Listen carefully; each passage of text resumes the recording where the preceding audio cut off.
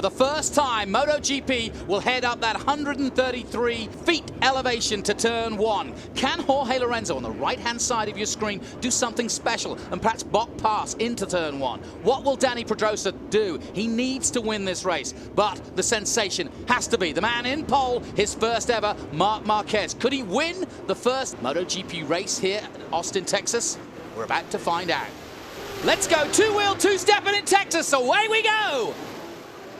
Good start from Marquez, but a better start from little Dani Pedrosa. Lorenzo, terrible start. The bike got really squirrely off the line. Off the top of the hill in turn one, down and through turn two. Bradl's got a good start. Into second place goes Stefan Bradl of Germany. Through the S's for the first time, and this is so physical here and so crucial here on this opening lap. Bradl wants it back, but Jorge holds him off. Well, he knows he's got to get rough. But he goes wide. Ways wide, and that was going to open the door for Bradl. And now it's a Honda Yamaha drag race with Crutchlow right behind him. Crutchlow's in on the battle too as they head up the hill one more time. Dani Pedrosa has had his nose rubbed in it again, I'm afraid. It looks as though Lorenzo will catch up, but he'll stay in third position, and that's good enough on the day for Yamaha. Number 93, write it down, buy the t-shirt. You were here in Texas when you saw it happen. One more turn to go here in Austin in round two of MotoGP, and this has been an absolute immaculate Marc Marquez as he takes the win here in Austin. That was superb. Away we go then, and an excellent start from Eduardo Mortara in the Audi, but he needs it, and he's chased hard by both the Mercedes as they head down towards the Mandarin. But the advantage right now is with the Italian, but for how long? Look at this as both Mercedes slide by with unceremonious respect for the Mr. Macau, and Mr. Macau is lost in the fray. We'll cross stateside again to speak to Johnny Green. And well, Johnny, the last time the French looked this dominant, Napoleon was running the country. Yes, it's an entente cordiale right now. Yeah, very good indeed. I want to pick up on your Dixon comment. I spoke to Scott in December. I was down in New Zealand, and you know, he's got a real sense that this is a new era. And obviously with that Honda, they've got a lot to prove. And I think Scott's really motivated after that disappointment last year. Fantastic conclusion to the US Grand Prix 2016. Another lock-up from Alonso. That's where he passed Massa. Sainz isn't done yet. Alonso looking for this now, looking to get one of McLaren's best results of the year. Carlos Sainz will try and stick with Alonso as they come out of 19. This battle got better when Massa went down. And I don't know if you're from Texas, you don't need to be from anywhere. Alonso's just given it the full yeehaw! So come on then, Texas, get behind the closing stages of this Grand Prix. Lewis Hamilton takes the checkered flag again in Texas, and he'll be two-stepping tonight on 6th Street. What a brilliant win for the Englishman as he keeps the fight alive between himself and Rosberg. Jeff Gordon gets to celebrate with the team, one of the greats from America. Ricciardo is third. Here comes Vettel in the number 5 Ferrari. His teammate already out, but the podium will be Hamilton, Rosberg and Ricciardo. Oh, Lightfoot goes very wide at turn one. He just couldn't turn in. Oh no, and he's flipped it. Lightfoot.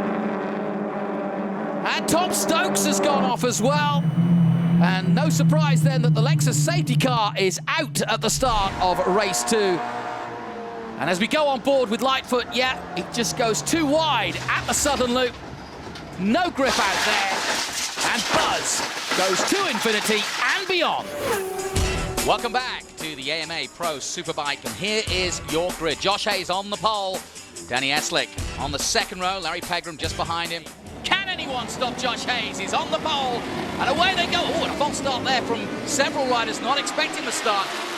But that was a strange getaway, one of the strangest I've seen. It must have been a glitch in the lighting system. So a couple of riders, Hayden and Hayes, took off, and the rest of the field kind of sat there. We'll see if they're try to restart this or let it run. If they do let it run, that's a great advantage for those who did get away for sure. Here we go, a classic finish here in race 1. The two of them out front. They've beaten Cardenas in terms of the 5-second penalty and the actual road race itself. But Hayden has stayed there. Here it is. Here it is. Got to look at the inside. inside. Down the inside. He's going to look at it. Can't do it. There. Hayes is going to march on to yet another victory. From 4th, he's going to move up. But Hayden puts on an excellent job as well. to take second place, but it's Josh Hayes who is once again king in Barber. Jostling for position. Rosenqvist leads. Juncadella still second for now. Into Mandarin they go. Will anyone touch the famous wall? Oh, almost. Somebody bounced off it for a second, but luckily everybody is cleanly through as we head down to Lisboa for the first time. Rosenqvist trying to defend that position. Juncadella loses out, does he? Not quite. Charles, oh no! First accident. Juncadella is out of the Grand Prix in the first two corners. Giovinazzi got a very, very good start, was alongside the car of Daniel Juncadella. Oh, massive mayhem again at Macau. The New Zealand Grand Prix has been a launching pad for the careers of many young drivers over 60 years. 2 years ago, Lance Stroll used a New Zealand Grand Prix win to springboard an FIA Formula 3 championship, which ultimately led to him getting into Formula 1 with Williams. This season, 5 drivers start this round with the potential to be crowned champion. And all of them know what this could mean. Big crowd at Manfield, breezy conditions, massive race for Richard Verschoor. The 16-year-old gets away from Paul Well. On board with Habsburg, alongside him is Ahmed, in front is Randall. Deruval is in front of him, Randall goes to the outside, Habsburg to the inside. Good clean start. And it's going to be Richard Verschoor. No! Randall goes off! Oh, disaster for Thomas Randall at the worst possible moment. And he's behind Blackstock now as they head to the Castrol S's for the first time. An absolute disastrous start for the championship leader, especially when Verschoor, the man chasing him, is leading this race. They're very close as they go through the Castrol S's. They're side by side, these two, and something's got to give. And Lewis Leeds keeps his foot into the touch. Oh, no! No! What a disaster! Brendan Leach involved, 3 cars. Andres and Lewis Leeds come together, and Leach is launched into the air and pirouettes in a double somersault. Watch this. Now he's got a chance. He comes along the back wheel of Habsburg. They're side by side as they head down towards Higgins again. This would be unbelievable if he could pull this off. Cockerton's not done either. Randall round the outside at Higgins. Has he got the drive? He's there. He's right there. They're side by side. He's got him, has he? Just about. They touch for a moment. And Habsburg won't give in. And if he's going to do it, he's going to have to go all the way round the outside. But there's the checkered flag. Verschoor wins. And he's going to do it. And win the title for the Castrol Toyota Racing Series. The first Australian to do it. Thomas Randall, you've done it. 5 weeks of hard work, and you are the champion of New Zealand and the winner of the Castrol Toyota Racing Series.